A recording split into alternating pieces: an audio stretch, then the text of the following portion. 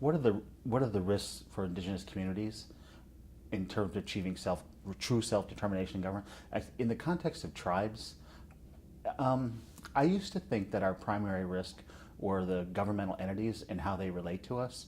And I think that's pretty important in the initial stages of your development.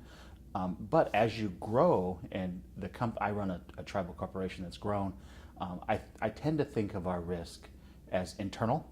We're trying to create a long-term sort of institution on our reservation, multiple institutions really, but since we're small and we're subject to political sort of rapid change, the primary risk I think is also internal. So we've got to get people to buy in to the institution, to the development of the entities, because they're the ones who can change it.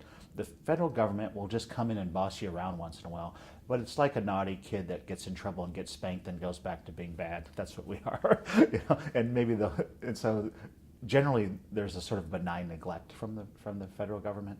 The states are pretty active entities against you, but as we've grown, we've been able to deal with those relationships. But the real risk is always internal and tribal entities, because you have this growing emergence between wealth is being created, but still some people are being left behind, and that creates a lot of dissensions in the communities. And right now in the tribal area, that is a core problem.